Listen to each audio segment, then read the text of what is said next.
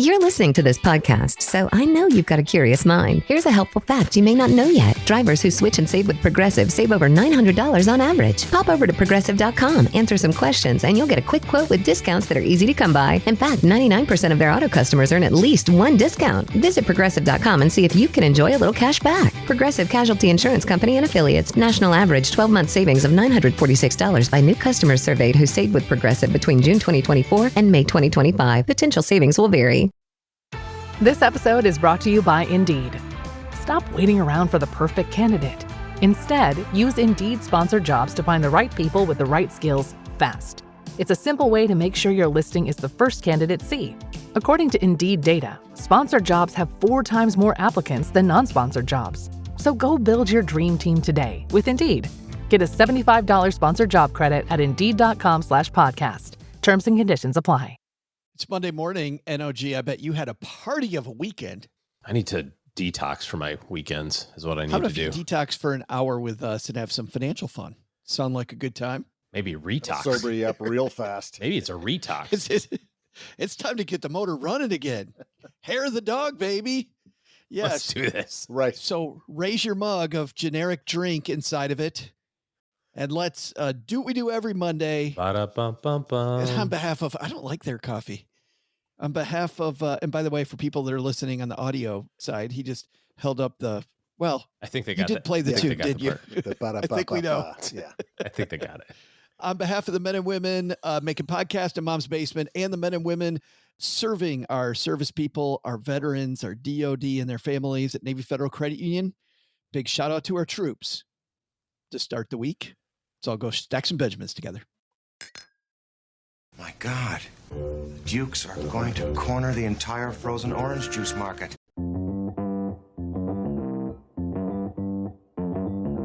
Live from Joe's mom's basement, it's the Stacking Benjamin Show.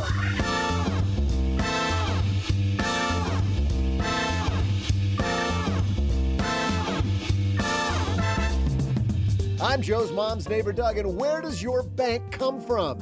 You know, like if your bank did an ancestry DNA test. Today, we're diving into the history of money and banks with renowned banker and scholar, and currently the executive deputy chairman of the board of Prada. Yeah, that Prada, Paolo Zannoni. Plus, FinTech customers left in a lurch after a key provider collapsed. We'll share the story and our commentary in today's headline. Plus, we'll answer a question from one stacker who thought, you know, I'd better call Saul. See hi and OG. And then I'll share some chilly trivia. And now, 2 guys who I have to deal with every day. Every day. It's Joe and O-G.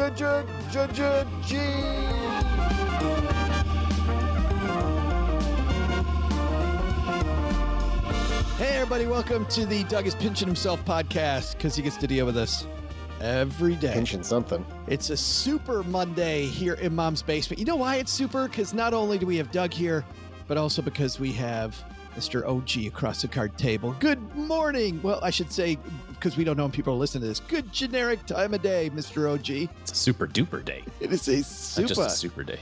Super day. Super duper. You know what's super? I love these historic episodes. Historical. Histrionical? Yes. Episodes where we dive into how we got here. How the heck did we get here with banking? And Paolo is such a great guy to talk to. What's that? I said Rockefellers. There it is. We know who needs Paolo. We got OG. Rockefellers. Game over. Done. But we've got a great headline too. But before this, you know what, guys? This podcast is free to you because we have some awesome sponsors who've stepped up to say, you know what? We'll pay. And so support us by supporting our sponsors. And here are 2. In business, there is no room for guesswork. Every shipment matters. Every deadline counts. And when you're trying to keep operations running smoothly, the last thing you need is uncertainty. That's why reliability is at the core of USPS Ground Advantage. From the moment your package is first scanned in, it moves through a secure nationwide network, aiding in a timely and accurate delivery. You get near real-time tracking so you can keep up with your shipments. And with affordable upfront pricing, there are no hidden fees or surprise surcharges to throw off your cost sheets. It all adds up to predictable deliveries you can depend on, because knowing your logistics are handled lets you focus on everything else, your customers, your team, and the future you're building. Visit USPS.com/Ground Advantage to start shipping with confidence. USPS Ground Advantage. We mean business. Dell PCs with Intel Inside are built for the moments you plan and the ones you don't. They're for those all-night study sessions, the moment you're working from a cafe and realize every outlet's taken, the times you're deep in your flow and can't be interrupted by an auto update. That's why Dell builds tech that adapts to you. Built with long-lasting batteries so you're not scrambling for an outlet, and built-in intelligence that makes updates around your schedule, not in the middle of it. Find technology built for the way you work at Dell.com/Dell PCs. Built for you. Don't you mean Rothschild instead of Rockefeller? Rockefellers, Rothschilds, Morgans, who cares? Rich people. Paolo will straighten us all out here in a second.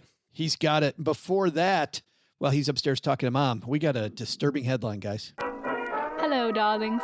And now it's time for your favorite part of the show, our Stacking Benjamin's headlines.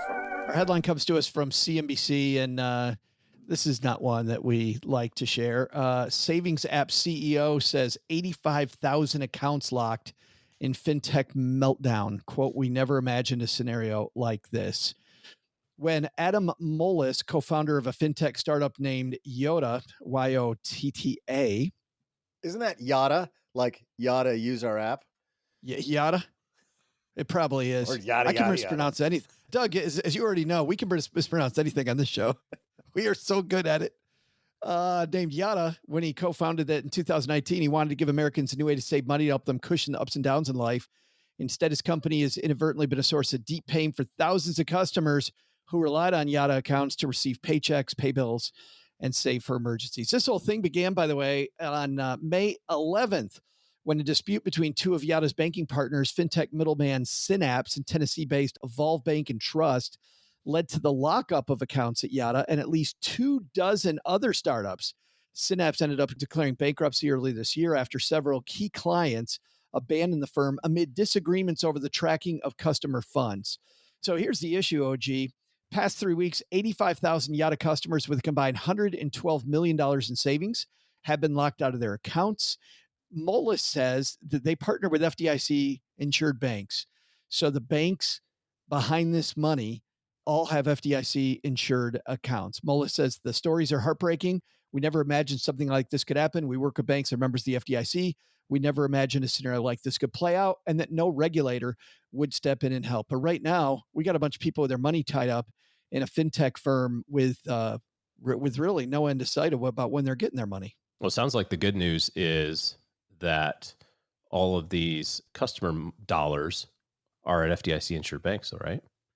Yeah, it appears that most of these accounts are at a bank called Evolve Bank, which is a bank that has FDIC insurance. So because of that, we're looking at the money hopefully not being locked up for longer. Initially, by the way, when this first came out with the AP, the conundrum was who's responsible because of kind of what you're alluding to, OG. The FinTech itself is not a bank.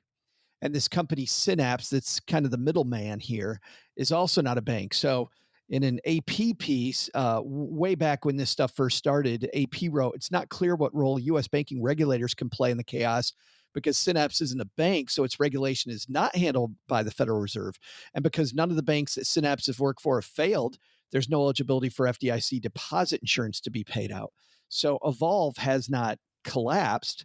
They are just locked up in this, hey, the accounting on this is all messed up because of Synapse.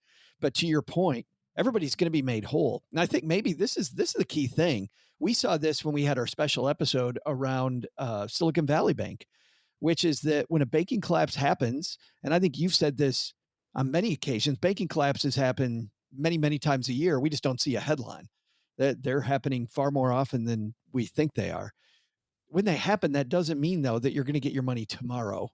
It means that your money is guaranteed. But if you've got bills between now and then, it's going to be up to you to figure out how to get that taken care of. On this Yotta thing too, am I on the wrong thing? I mean, it's the website that was linked to it from CNBC. It's like a video game playing thing, like a contest sweepstakes. Like it just said, like the headline says, today's winning numbers are this, and here's how much money you win. It's like, oh, 1 million people playing and winning. It says gaming lab certified. This doesn't seem like a place that matches up in my brain with I'm trying to save money safely, and I'm also playing in the casino. I mean, I guess I don't understand what. Well, this I think they linked to the wrong site. They must have, because this is not. I don't know. It says something about saving and winning with Yotta. I don't know. And it says at the bottom, your banks with Evolve and so on and so forth. Like you said, I think the interesting thing here is, as you look at where you're keeping your money, and there's a lot of fintech companies out there that do stuff like this. We do business with a company who aggregates cash and deposits it in another bank with a similar relationship style of like, here's the name of the company, but you're doing business at a bank with these other banks. But that organization is also regulated by the feds in terms of, the SEC and banking and things like that. It's while it's a quote fintech company, it's still regulated in the financial space. And it sounds like another one of the struggles with this was they had a lot of, at least one of their other middle people were also not regulated. So maybe some opportunity for some chicanery or whatever. I don't know. I mean, it's a good idea to go like try to find better rates and all that sort of stuff. And it's okay to even have companies, I think, that are helping facilitate that. It's just you have to kind of figure out what your money really is doing, I think. Well, and I think if you're not asking any questions and it turns out that you're on a game site. I mean, this really looked, am I crazy? This looks like. This is it. What users are saying, the third person is like a guy in one of those anonymous masks with a pentagram on his head. A new way to save money by playing games and winning big. Yeah. I don't know. Looks kind of funky. From their own site, Yotta is out to change people's opinion about personal finance. Exciting, responsible, rewarding. Who knew saving could be so fun? So you're playing personal finance games with Yotta. So you're learning while at the same time you are earning rewards until about 10 days ago. 10 days ago, believe it or not. I mean, shocking the timing on this, right? Yotta, unfortunately, has to discontinue paying rewards on savings balances, paychecks, and card spend. The rest of the Yotta app, including your Yotta Cash, as well as all of our games and prizes, will continue to run as normal. You're just not going to get additional rewards. I think that's probably until they figure out what the heck is going on, because it's been very difficult for people to take their money out. But I think especially when you've got some of these apps. So what you're saying, OG, is that there's a company that's maybe comparing interest rates and then working with different banks to do that. Different than I think a fintech company that's gamifying the experience and paying you extra money. Like the question is, you kind of got to follow the trail. Where's the extra money actually coming from? How is this extra money actually being paid to me? Where's this at? I mean, if what you're talking about is an account, kind of an aggregator that monitors these different accounts and finds out which one's the high one or where the high ones are, then I think that's a little. Yeah, I mean, I'll give you an example of this. Schwab, Fidelity, all these big organizations, big financial organizations. If you deposit, let's say you have $1 million, right? You have a brokerage account, you get bonus, you sell the company, whatever. You put $1 million in your investment account, you haven't invested yet. We all know investment accounts aren't FDIC insured. They're insured against fraud and that sort of thing, but not FDIC insured. Most of these organizations, I'll take Schwab, for example, will have a cash option. So you're going to earn interest on your $1 million while it sits there while you decide how to invest it. But the $1 million is not FDIC insured. What Schwab does behind the scenes is they deposit it in 4 different banks for you in $250,000 increments. You don't see that. You don't see that they took your $1 million and split it up in 4 places and said, okay, we're helping OG out. We're helping Joe out right now because otherwise this money's not insured. So we're going to take this million. We're going to put, 250 in 4 different accounts on your behalf. We'll still show one line item on your statement of $1 million. But that way, until you decide what to do with it, you're protected. That's a different thing. And there's companies that do that. Lots of companies. That's a different thing than what this is, where there's a middleman, right? Yeah. In my example, Schwab's got regulations. Banks they're doing business with have regulations. Like everybody is on the same page, basically. And it sounds like maybe this wasn't that way. So there's some opportunity for some issues there.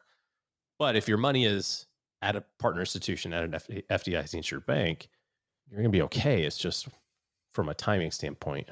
FinTech co-founder said he believes, this is from the CNBC piece, the relatively limited scope of the issue and the fact that most of those affected aren't wealthy has given regulators clearance to let the situation play out.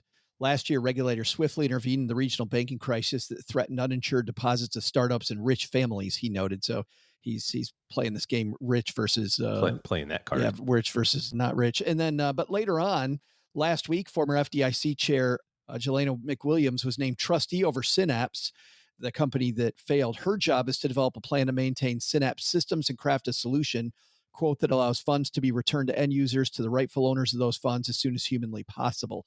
So there is there's an end in sight here. I mean, to his point though, right? $100 million over 85,000 accounts is like $1,000 a person, $1,500 a person, right? Yeah. Not that that's not zero. Sure. Because that's money. But I put this in the same category as like an Acorns account. Did you guys ever use Acorns? Well, and Acorns, it's funny, is even way bigger than this. They say earlier on here. Acorns is huge. Yeah. But their average account balance is about the same. Is very small. Yeah. That's their whole shtick, right? Acorns, little teeny tiny. Oh, is that how they got the name? Large fintech players, including Mercury and Dave, fled the Synapse platform in the past year because they could see problems beginning to bubble there. And it's Mercury was an insurance company, I think. It's difficult when you're working though with these fintech companies. I mean, who had money at Yotta that knew anything about Synapse? Oh, you're working. Oh, I see. You've got this Synapse issue. I don't know. Maybe stick with bigger fintech companies. I mean, you just got to kind of peel away the layers of the onion, I think. I mean, I see a lot of commercials for Chime. Sure. It just happened to show up a lot on YouTube. It says, it's really funny because right at the very bottom, it says Chime is not a bank. But the whole commercial is use our debit card, use all of our banking products. Yeah. Use all of our banking products. Chime's not a bank. I think this carries over to the, the health insurance issue. You see I see bloggers all the time talk about how these healthcare collectives, usually religious healthcare collectives, are a great way to go. And you know what? It doesn't mean that they're not. And I know some people that have had a great experience, but right across the bottom of those websites, OG, it says the same thing. This is not actuarially sound. They tell you right there, hey, things could work out great with Chime. Things could work out great with your healthcare collective. This is not actuarially sound, means bad things could happen. Although having hit my max deductible 3 years in a row, I might argue that my health insurance is not actuarially sound either. Actuarially sound. I think OG being with any healthcare firm would make that healthcare firm not actuarially sound. Could totally do it. We'll dive even more into this in our newsletter, the 201 that comes out tomorrow and Thursday. But definitely tomorrow's issue is going to be all about FDIC insurance, how it works, and we will go more into that. Coming up next, Paolo Zannoni is a force of nature. He is a longtime banker, had a long career in banking. Paolo currently, of course, as you said so eloquently earlier, Doug, is the executive director, chairman of the board of Prada and the president of Prada Holdings. In his spare time, he's also international advisor at Goldman Sachs since 2019, and he was with Goldman Sachs since 1994, named managing director in 1997, a partner in 2000, and chairman of the Italian investment banking business. Also spent a period as co-chief executive officer of Goldman Sachs Russia. We're going to talk about the beginnings of banking and how banking has, in some cases, bankers have been able to create something out of nothing, been able to create money from thin air. And also maybe, as we talked about a cautionary tale in our headline, guys, maybe a cautionary tale or two about what happens when you become over leveraged. But before that, a guy who is sufficiently leveraged in his seat ready to go, Mr. Doug has some trivia for us. Hey there, stackers. I'm Joe's mom's neighbor, Doug. Since we're talking about deal making today, let's chat about one of my favorite deals in history, the United States purchase of Alaska in 1867. Talk about a good get. Where do you think they'd advertise something like that? Like the penny saver at the grocery store? I'll bet the listing said something like, for sale by owner, gently used plot of land, bajillion or so acres, gigatons of snow, millions of deadly animals, and possibly precious natural resources included at no extra charge. Serious offers only. The Alaska purchase was already a sweet deal, and it became even sweeter when gold was found 13 years later. I mean, imagine how mad the Russians must have been when we found gold and then later on oil. Kind of reminds me of the time I bought this gorgeous vase at a garage sale. The guy gave me a great deal on it. When I got home, I opened the lid, found out it was filled with this really fine, amazing gray sand. Joke's on that guy, because the vase had a couple of dates on it, so it looks like they were collecting this rare sand for like 75 years. Today's trivia question is, how much did the United States pay for Alaska? Was it $75 million, $732 million, or $7.2 million? I'll be back right after I see if there's anything hidden in the ottoman I picked up on Facebook Marketplace.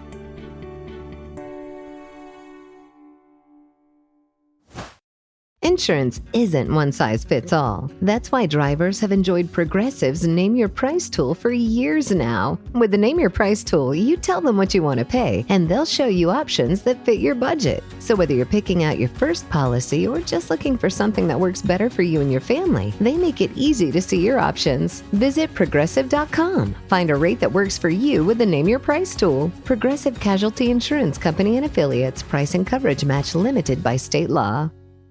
You didn't start a business just to keep the lights on. You're here to sell more today than yesterday. You're here to win. Lucky for you, Shopify built the best converting checkout on the planet. Like the just one tapping, ridiculously fast acting, sky-high sales stacking, champion of checkouts. That's the good stuff right there. So if your business is in it to win it, win with Shopify. Start your free trial today at shopify.com/win. Did you know Fast Growing Trees is America's largest and most trusted online nursery with thousands of trees and plants and over 2 million happy customers? Whether you're planting fruit trees, adding privacy, brightening things up with flowers, or bringing in houseplants, Fast Growing Trees has it all. Even better, they can help you find options that are right for your climate, your space, and lifestyle. Click Order Grow. Every plant arrives healthy with the Alive and Thrive guarantee straight to your door. So if you're ready to get planting, this is the moment. Right now, they have great deals on spring planting essentials, up to half off on select plants. And listeners to our show get 20% off their first purchase when using the code WWO at checkout. That's an additional 20% off. Better plants and better growing at fastgrowingtrees.com using the code WWO at checkout. Fastgrowingtrees.com, code WWO. Now's the perfect time to plant. Let's grow together. Use WWO to save today. Offer is valid for a limited time. Terms and conditions apply. Go to growingfasttrees.com for details.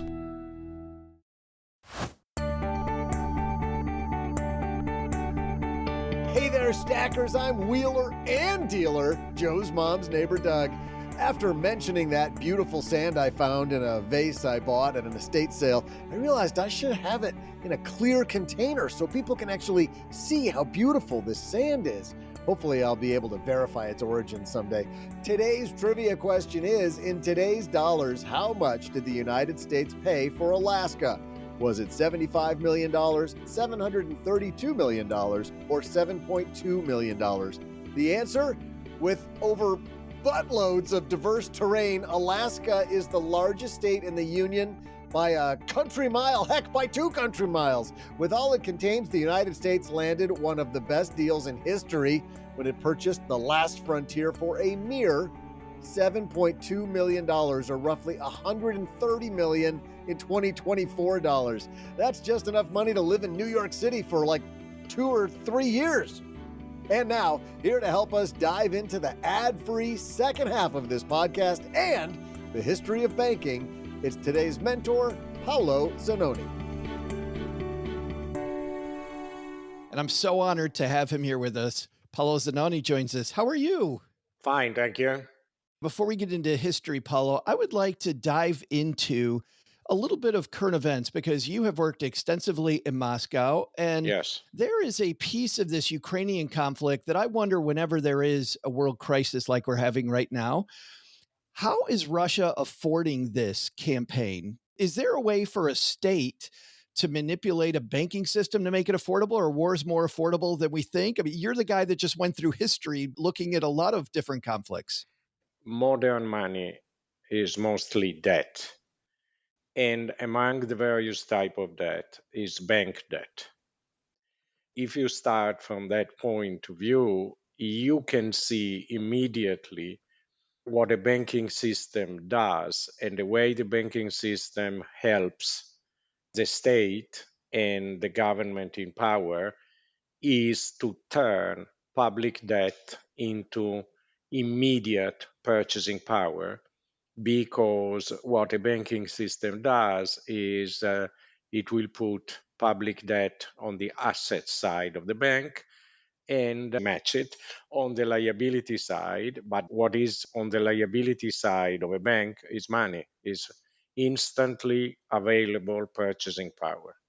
And so probably the first state that significantly and massively use this kind of trick to turn public debt into money to be spent, among other things, in a major confrontation with an hostile empire was the Republic of Venice.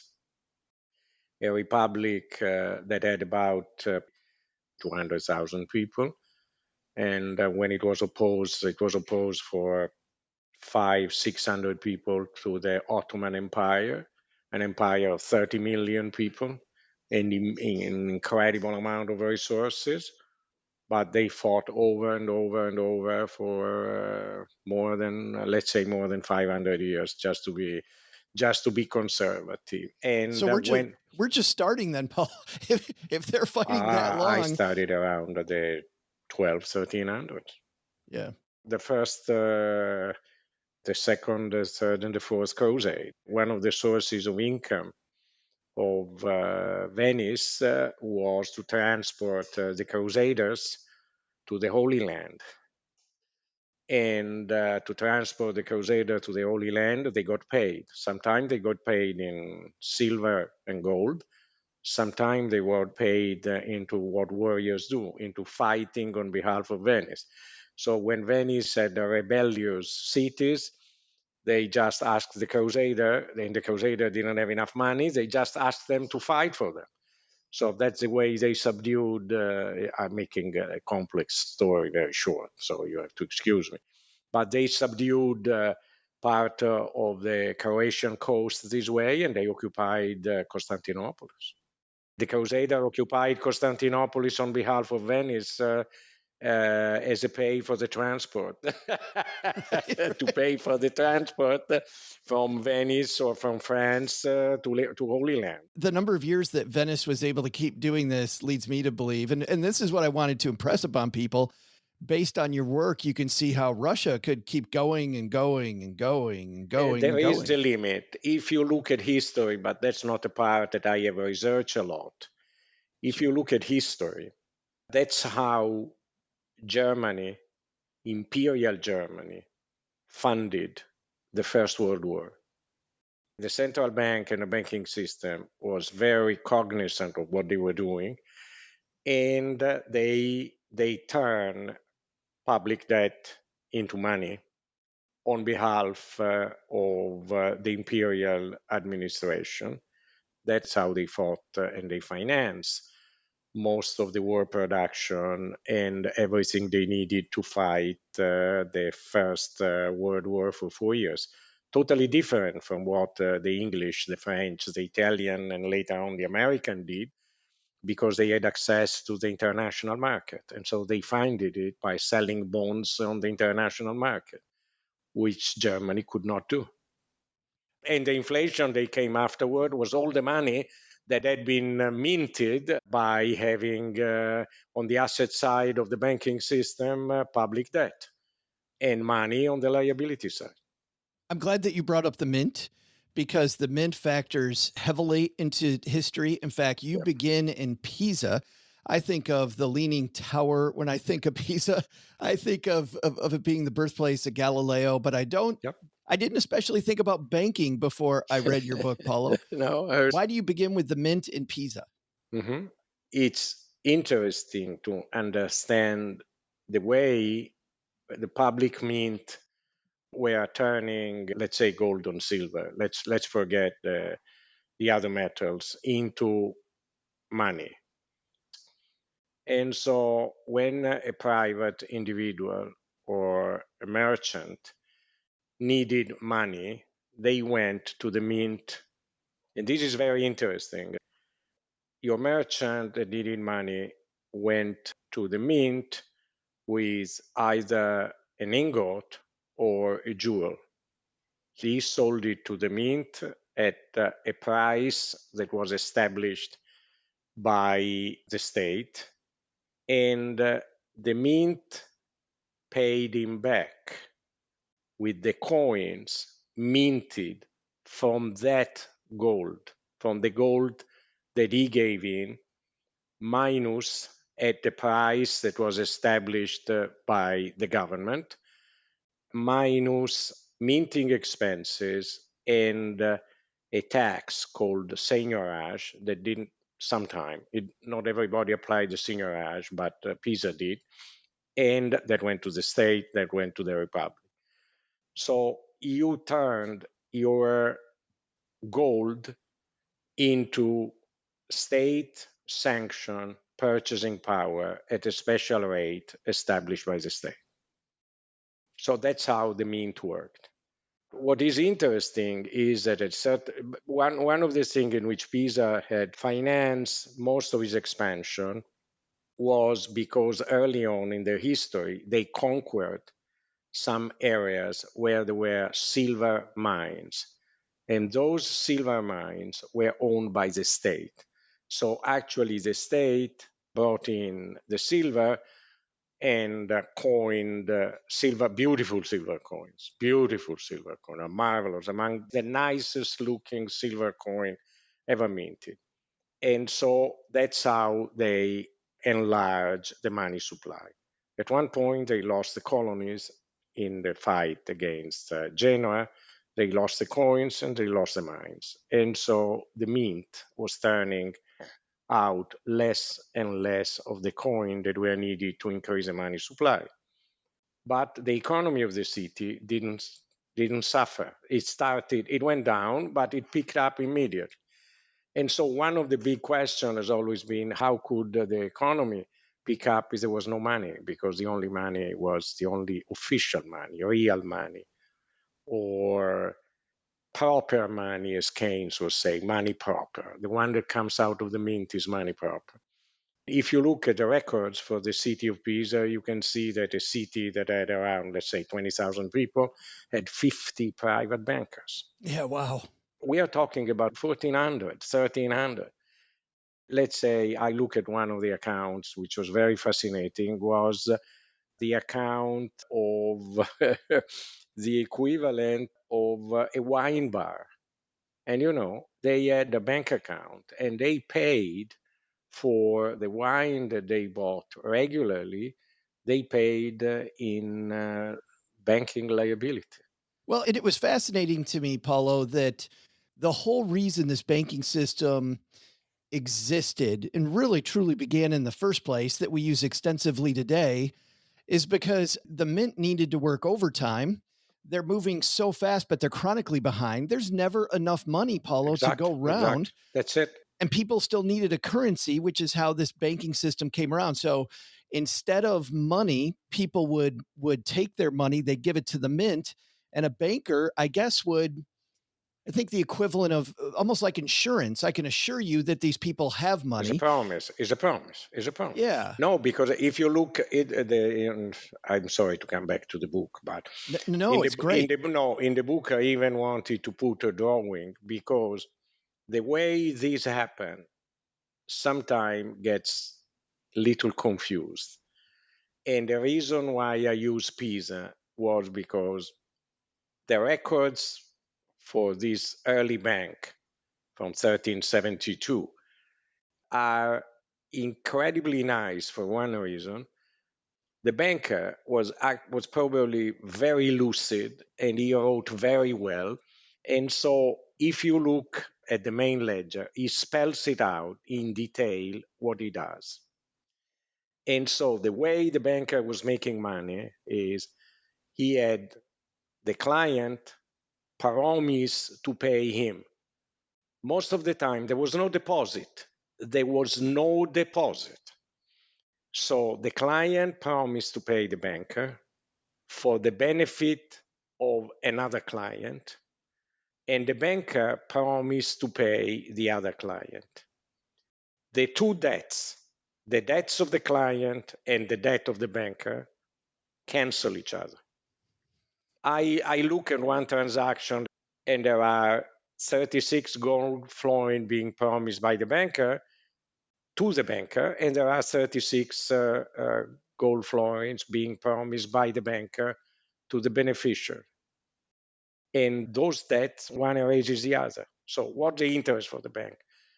The interest for the banker is that his promises were so valuable that the client who received them is willing to pay 10% to receive them. I think today, Paolo, we look at things like crypto as It works the same way. as a new thing. Yeah. And really, we look at crypto, its basis is back in Pisa. You could argue. I use Pisa for two reasons. I use Pisa, one, because of the incredible clarity with whom this ledger was written. Very seldom you have ledgers of the same age written with this clarity. That was the first reason. And the second reason was that the mint was unable to print enough money to supply the domestic and economy. And so the two things go well together. And there is another aspect, which is the building of the Torre di Pisa and the cathedral and the baptistry were all done with debt by a special corporation that was partly the city and was partly the church. And so the church found a way to violate its own condemnation of usury. Why did they, by the way, why did the church, I was wondering this, why did they not like debt with interest? They condemned it. You weren't allowed to owe interest to anybody. I think that the argument goes back to the evangelist, but I am not very well versed in that. It escapes me. Maybe similar to in Muslim culture. Similar, I think it's similar. Okay. But what is different is the Catholic Church found a way to evade it. To condemn on one side and to evade the condemnation of the usury by using sale and leaseback transaction, which is exactly the same thing as borrowing and paying an interest. It's, in my opinion, is one of the sharpest analytical ways to evade a condemnation that I have ever seen. They do it, my understanding through reading your text, they do it through a series of really sales back and forth. The city sells the land to the... Exactly. Let's take, for instance, the foundry. Okay. The foundry is a corporation. It is a public corporation. I mean, it is a corporate body. We are talking about 1150. There is a corporate body that is not a person or a group of persons. It's a corporate body. So the corporate body buys the land from an individual. And let's say that they pay 1,000 florins, okay? They buy the land for 1,000 florins. So he has received 1,000 florins, let's say in cash, to make things simple. But the foundry owns the land. Owning the land, the foundry benefits. Let's say that the land they bought is a farm, okay? The foundry owns the benefit of the farm while it's the owner of the land. So let's say it owns it for 1 year. And so it has corn, lambs, and all the producer of the land goes to the foundry. Then 1 year later, the foundry sells the land back to the original landowner for the same figure, 1,000 florins. If you look at it from the cash flow, that's a loan because they have paid that's a loan. Financially, it's a loan, but legally, it's a sale.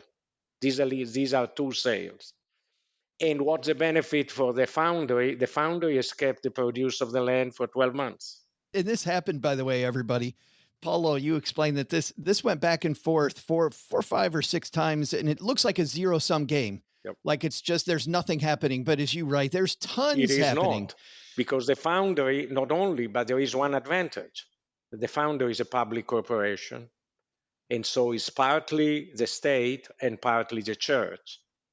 And so the risk of lending to the foundry, of selling to the foundry, is very low. And so the foundry is doing exactly what modern banks are doing. And so it pays little when it borrows and gets a lot when it lends. Which also, by the way, reminded me of just a little precursor to the modern credit system, right? Because they're a good credit risk, this all worked. And which goes back to your original statement earlier on about promises. And I want to bridge Pisa with the next area that you talk about, Venice. Again, St. Mark's Square, canals. I don't think a lot about banking when it comes to One of the Venice. strongest, more innovative banking systems. Be extreme and say that Venice probably, I won't say invented, but definitely generalized the use of bank money, which is bank liabilities and bank debt as money. The whole economic system of Venice and the whole state and the ability of the state to function was based on bank money.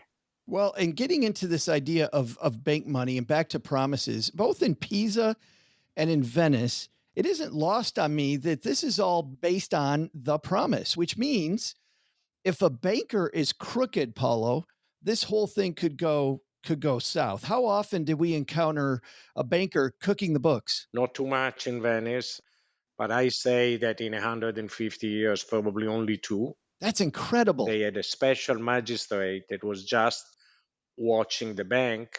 And remember, Venice was not tolerant on cooking the books. And so it was, most of the time, it was death. And they executed people. They didn't, it's not that they hesitated. And so cooking the books, you were controlled by a very powerful magistrate. And if you were caught, death, torture, and so on. So it was a pretty, anyway, the banks went belly up anyway. They went belly up very often. And some of the time, the reason why they went belly up was because they lended too much to the state. Because they accepted public debt on the asset side of the balance sheet, and the debt was sometimes it went down in value, or not, was not exceedingly liquid, not totally different from the Silicon Valley Bank. But there were no protections then, like there is FDIC with Silicon Valley Bank, I would imagine. No. The only protection was the ability of the state to prosecute you ruthlessly. That was the only protection there was.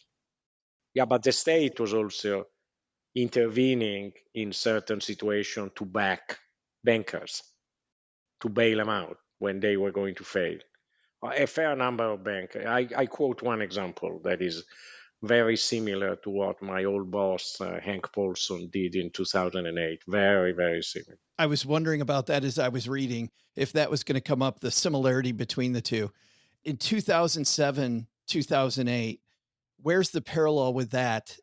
The particular banking bailout that I look in Venice was one private banker, Gerolamo Proiuli, who was operating. See, the bankers in Venice were operating out of benches that in one square, not far from Rialto, benches that they rented from the Republic.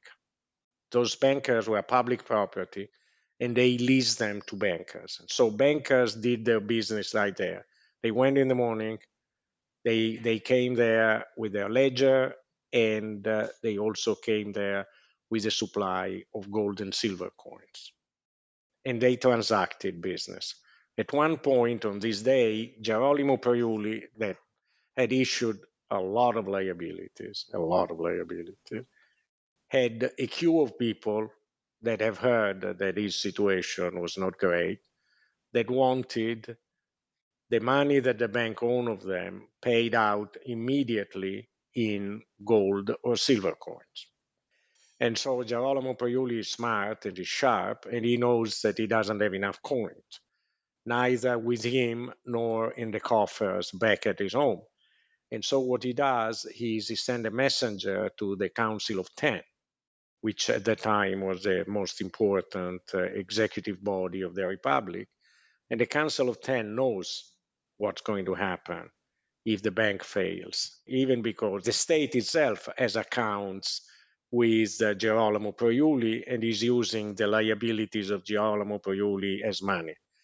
And so they send the flag of the Council of Ten, the official flag. They send it, and the standard bearer puts himself next to Gerolamo Priuli behind the bench with the standard flying in the wind.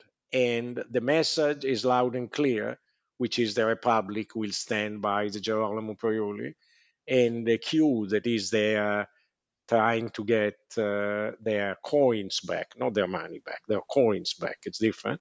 Trying to get their coins back, they spread out, and the bank is saved. That's not much different from what Hank did when he forced the 10 largest institutions to accept an equity infusion by the state. That's wild. Because that's a promise by the state that is, I will stand by you with equity. And that's what the flag of the Council of Ten stands for. But it didn't last for long. Gerolamo Priuli went bust about a year and a half later. So they should have stayed in line and gotten their money out then. Maybe it would have been wise. I want to shine a light on one more character in the book, which is his name, if I pronounce this correctly, is Zwane van Dramen. Yes. Zwane van Dramen, yep. And he is a bullion trader. So he will take these raw metals, he will sell them to the mint in exchange then for the minted coins. What I found fascinating about him, Paolo, was just the idea that he figured out a way to speed up money. So when he gave the money to the mint, let me just see if I have this right. When he gave the money to the mint, when he gave the bullion to the mint, he gives the bullion. Thank you.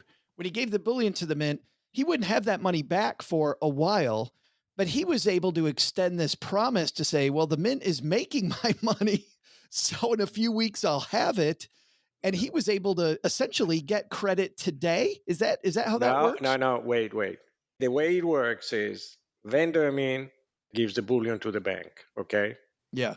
And the bullion is going to be, part of the bullion is going to be returned to him as coins.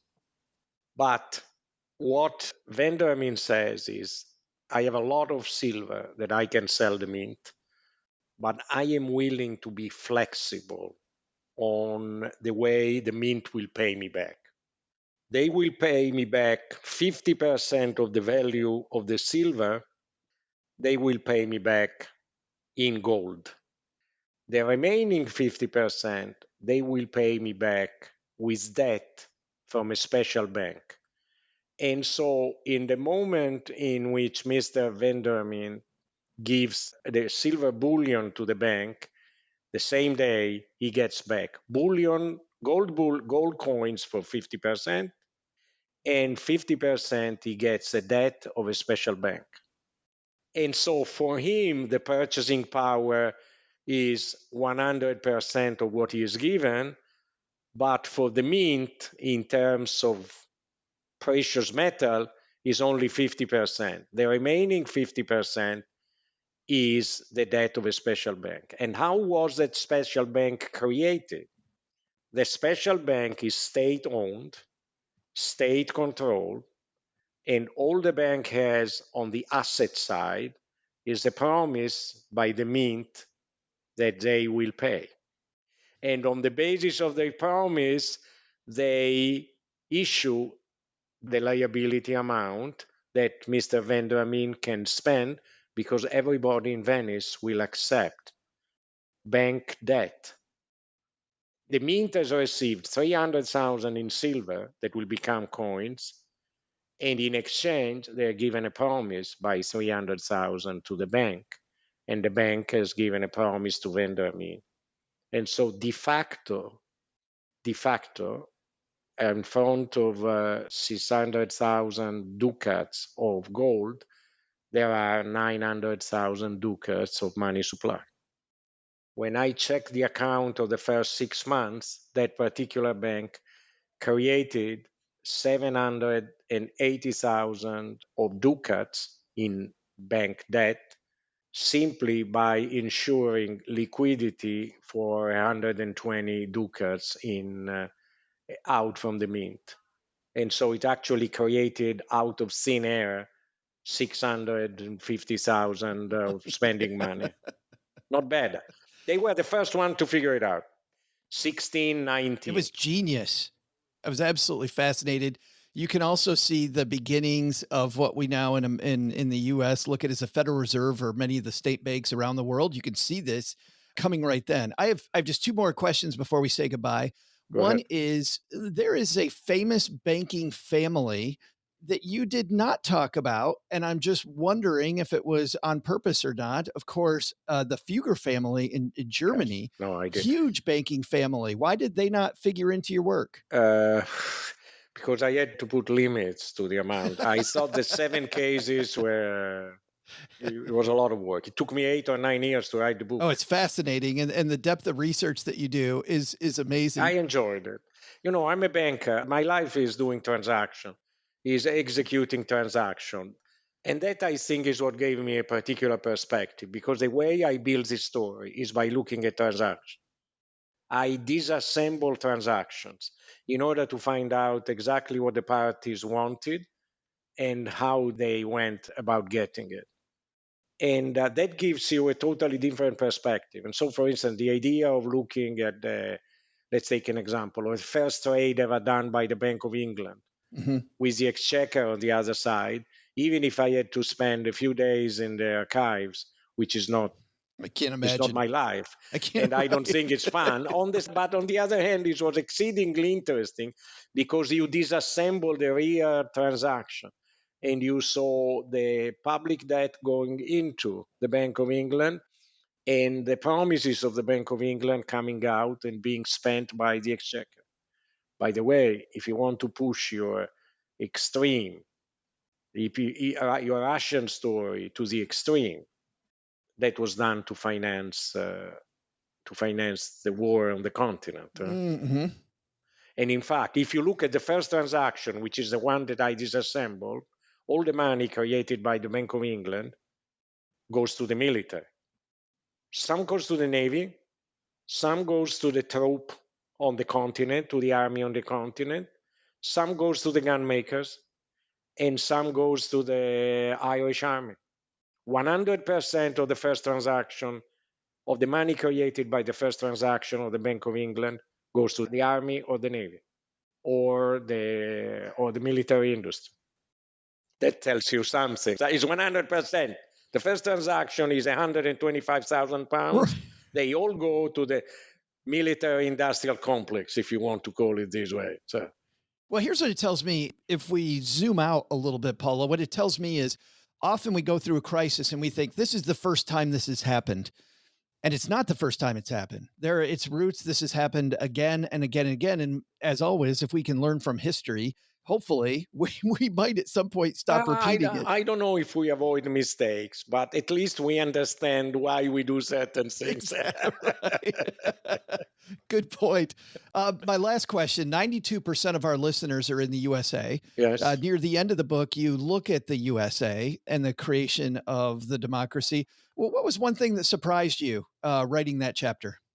What surprised me was the incredible innovation, and the incredible spirit. This combination of personal interest and public spirit and creativity and willingness to run risk that you find in the Continental Congress. I think the willingness and the ability to use the tricks that most of the people in the Continental Congress have used to become rich, to use them to build the state and to fight the English, like the uses of the bills of exchange in excess of what the French banks have promised. I think that I found it unique in history. The ability to turn the tricks that you have learned to become rich and to put those tricks to the service of the state or the republic that you are trying to build. I don't think there is another example in history. And they all did it, and it's amazing. It's amazing. What's the quote? We'll all hang together or hang separately, right? So, yes, but the willingness to do it. First, the fact that you have learned the tricks, and second, that you say, "Now I became rich by doing that. I became rich by being financed by the British banks. Now I will use the system to fight them." And that system is not in order to become rich; it's just in order to build the United States. I think it's amazing. I think you don't find it anywhere else. Well, what it brings me back to is where we started with the current Ukraine crisis, which is that all the battle isn't going on the battlefield. It's going on in banks everywhere. The book is called Money and Promises, 7 Deals That Changed the World. This is going to come out, the day before the book comes out. The book comes out tomorrow. Thank you so much for joining us, Paolo. Excellent. It was a pleasure. I enjoyed it. Hey, it's Matt from Gainesville, Georgia. And when I'm not delivering all this consumerism in a big brown package car, I'm stacking Benjamins. Big thanks to Paolo for educating us on banks. This idea, OG, of getting overextended, not new. From the very beginning, banks have been getting overextended and people have been overextended. Don't do that. Yeah, imagine being caught without any silver in your pocket. So you had to go to your local banker. I don't have any silver, so I got to go talk to this dude on the corner. It's wild how this is much like those rent-to-own furniture stores are now, right? Go ahead and take your stuff now, but we'll have it later. We'll gladly pay you for 2 cheeseburgers tomorrow for 1 cheeseburger today. What did you call it? As we were listening, the affirm of the Middle Ages? Yeah. Is that what it seems like? So wild how what comes around, this is all the new stuff, and none of it's new. Been happening since the very, very, very beginning. Human nature. What's old is new never again. Changed. Hey, it's time for the segment of the show where somebody goes, I better call Saul, Sehi, and OG. In this case, they wrote us. Our friend Lori wrote us a nice long note. We actually wrote back to Lori and go, Lori, if we hear the sound of your voice, you know what? We can give you some swag. But Lori decided she'd much rather write in, which is fine by us because this is a heck of a question, guys. If you want to write to us, it's just we have a contact form on the site or email me, Joe at Stacking Benjamins. But truly, if you are brave and you call in, stackingbenjamins.com/voicemail, and we will give you some Stacking Benjamin swag for being brave. Lori says, hey, OG, Joe, and neighbor Doug. I've been having some great money conversations with my 20-year-old daughter since she came home from school to start her internship. She started contributing to their 401k when she started with the company last summer. And if she continues there through school, she'll be fully vested within a year of graduation. What's cool, by the way, Lori, I'm going to finish the rest of your note in a second. On Wednesday, we're going to talk a lot about vesting and about how that works. That'll be our headline in just a couple days, so hang out. Anyway, back to Lori's letter. She also started a weekly deposit into her Roth IRA. That's so badass. So as we talked about her paycheck and how she wanted to divide it, we started looking at the buckets in her high yield savings account. Her college expenses are covered by scholarship, Roll Tide. And so she's trying to... That would pain you a little bit to say. I might have choked on that a smidge. And so she's trying to figure out what things she should be saving for. Her car fund's growing nicely. She's got a small vacation fund. And now she's having a hard time even thinking of any specific bucket she can save for. The only thing she came up with was a $500,000 goal in a house fund, to which I told her she should never have $500,000 in cash. To get to my question, what suggestions do you have for a 20-year-old as goals she should be saving for? Just looking for some brainstorming. Thanks for that question, Lori. And congratulations, by the way, on these conversations early on at 20 years old with your daughter are just absolutely huge. And they so rarely happen. OG, I'm just super excited that they're talking about this stuff so she can get off on the right foot. Well, even having access to a 401k plan at 20 Bam. is pretty much unheard of. Usually most companies don't even allow you to start until you're 21. So the fact that she's got access to it, Roth IRA is great too. I always find it interesting talking to people about their financial goals. And sometimes people feel frustrated about not having anything in particular, almost like you have to be obligated to have some sort of thing goal in the future. A name on it. Yeah. Well, it's like, I don't know. I mean, I guess I could save money to go to Europe, I suppose. And you just feel like there's no energy around that. Yeah. You're like, well, that's not going to stick. So let's not use that one. And this is very common for people that are early on in the workforce. We work with clients that are 30 and we work with people that are 70. And, this 50 and 60-year-olds have a pretty good idea when they want to retire. It's like, oh yeah, tomorrow afternoon, if possible, please. In lieu of that, I will take some time, anytime. And honestly, in the next 5 to 10 years would be great. But you talk to somebody who's like just getting started in their work career, just getting out of college, and you say, well, what financial goals do you have? When do you want to retire? And they're like, retire? Dude, I'm like 28, man. I just started. I don't even know what that looks like. And that's really fair. Part of the problem that I have with the whole FIRE concept is people start thinking about that when they're, 25 or 28 and have no idea what life is going to be like when they're 40 or 45 or 50 and what they're going to want to do and spend time on and, have interest in. So all that to say, I don't think that it's important to have any particular thing goals to tie your, investment or savings to. For a college student, cash is king. I really think so, because there's a lot of stuff coming up, whether it's higher college costs than what you projected, an overseas trip because you decided you wanted to do the study abroad for the summer or for half a semester, whatever that looks like. There's some extra cost there. You get done with school and then you're going to pack your stuff and you got to move to insert town here, and you've got to put a security deposit down on a new apartment, and maybe you're going to buy a new TU car or whatever, and you have to get furnishings. There's a lot of outflow that's coming up over the next 3 to 5 years probably. You don't have to force it, I guess is what I'm saying. I like the phrase you used a second ago, which was, it doesn't have to have a thing name. It doesn't. It can have a state of mind name, right? That peace of mind. It's good to have. You will have certainly more motivation around saving for the fun trip or saving for whatever, because you've got a time frame and something in your mind that's wrapped around.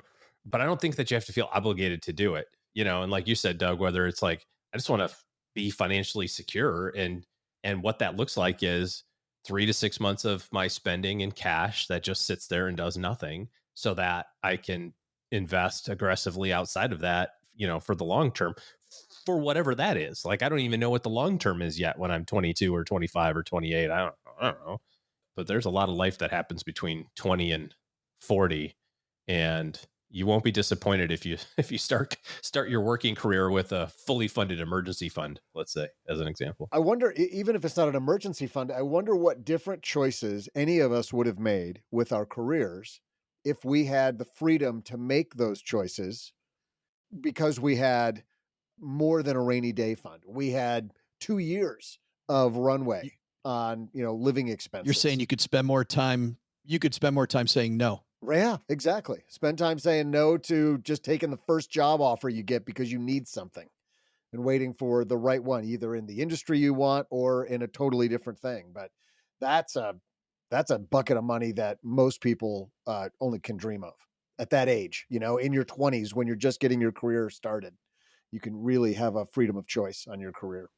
It's funny because while I definitely think that having a goal, to your point, makes it stickier, being able to work backwards when I know the time frame and I know the amount of money, it makes it easier also to pick the right investment. I also know, as you do, OG, that's what people freak out about.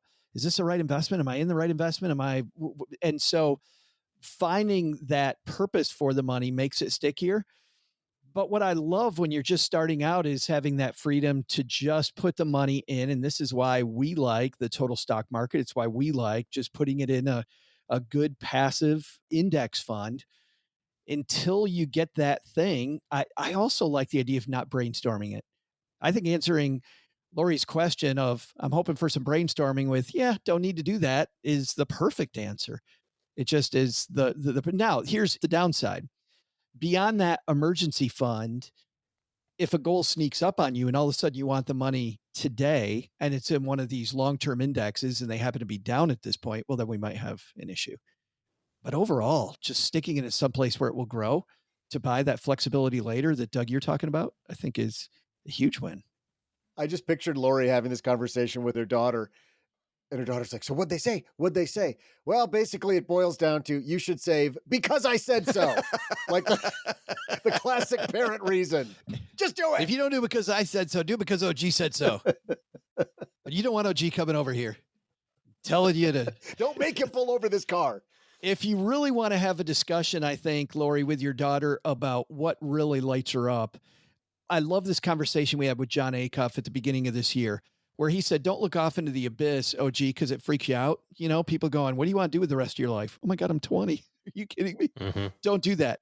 What John talked about, and I would go back to the interview and listen to it for context, but John talked about look in the rearview mirror and go, to this point, what is it that you've had fun with? And while that might not be the same stuff you're having fun with at 35, 40, 45 years old, it leads you down a path that more likely is going to be fulfilling. And I definitely like that approach better. But love your answer, OG. No need to brainstorm. Let it come to you. Be the ball. Be the ball. Be the ball, Danny. Thanks for the question, Lori. Again, if you've got a question for us, stackingbenjamins.com/voicemail gets you there. Time to meander into the fun part of the show. Well, today's not so fun, Doug, but we got a big announcement on the back porch today. You know what I want to do today on the back porch is let's just kick back, crack open the cooler, grab a couple of beers, and chat about a great team member named Karen Repine. Can we do that? I would so love to do that.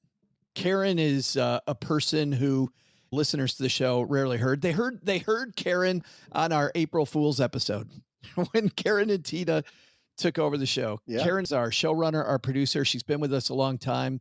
And, we always talk about this quote job of doing what we do, I put job in air quotes, is about getting what you want for yourself and your family. And Karen's kids are at an age, she's like, you know what? I want to spend the summer with them. And I had a great time doing this. And now it's time for my next adventure.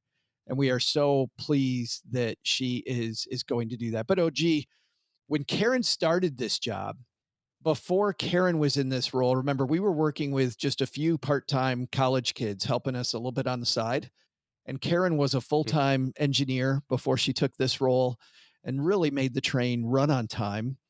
To pull back the curtain, we've got a 5-week production line about these shows. We've been talking about Paolo as an example for a good long time, maybe 3-4 months. We've been talking about trying to get him on the show today.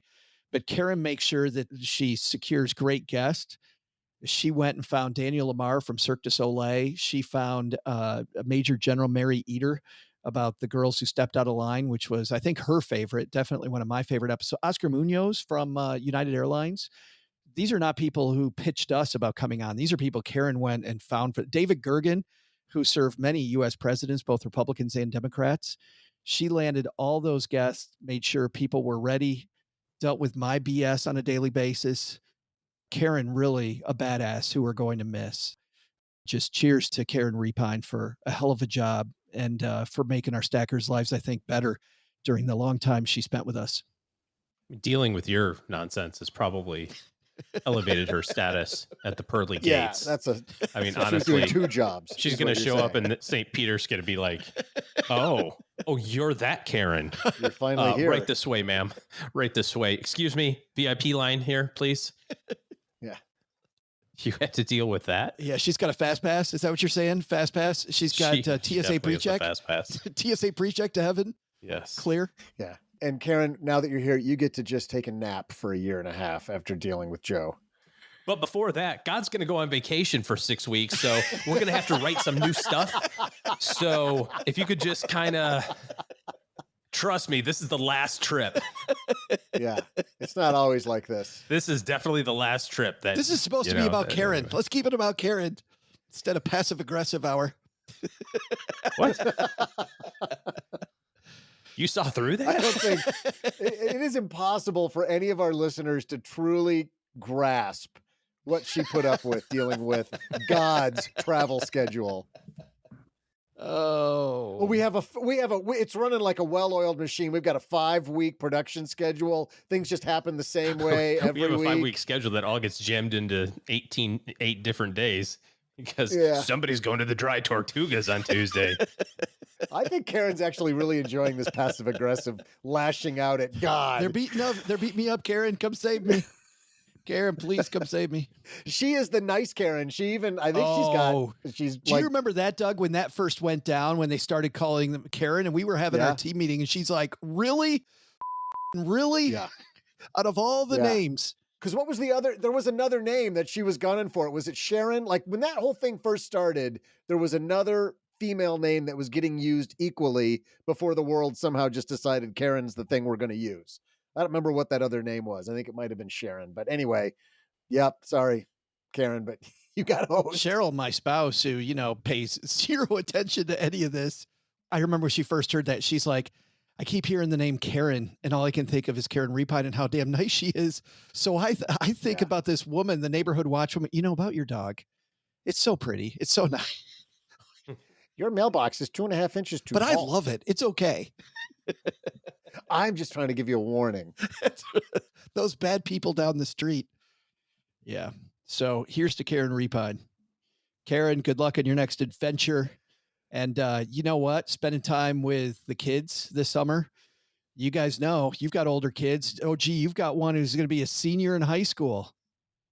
Doug, you're like me. They're gone. They're gone. Well, what the hell happened to those days? Hug those boys. Hug those boys, Karen. We're going to miss you. On that happy note, Doug, besides hug those boys, what should be on our to-do list today? So what's stacked up on our to-do list for today? First, take some advice from Paolo Zannoni's history lesson. While knowing the history of banks may be something you need in your quiver, the fact that even banks became over-leveraged and collapsed should be a warning to use debt at your own risk. And beware becoming overextended. Second, working with FinTechs. If it's a small firm, first ask about FDIC insurance. Just like I mentioned above, beware becoming overextended. So, what's the biggest to do? I gotta give a little of this cool sand to Joe's mom. I've been rubbing it through my fingers the whole second half of the show. Wait a minute. That's not a shark's tooth. Since when did shark's teeth have fillings? Oh my God. I think I gotta go wash up and probably hurl. Thanks to Paolo Zannoni for joining us today. You can find his book, Money and Promises, 7 Deals That Changed the World, wherever books are sold. We'll also include links in our show notes at stackingbenjamins.com. This show is the property of SB Podcasts, LLC, copyright 2024, and is created by Joe Saul-Sehy. Our producer is Karen Repine. Karen and Joe get help from a few of our neighborhood friends. You'll find out about our awesome team at stackingbenjamins.com, along with the show notes and how you can find us on YouTube and all the usual social media spots. Come say hello. Oh yeah, and before I go, not only should you not take advice from these nerds, don't take advice from people you don't know. This show is for entertainment purposes only. Before making any financial decisions, speak with a real financial advisor. I'm Joe's mom's neighbor, Doug, and we'll see you next time back here at the Stacking Benjamin Show.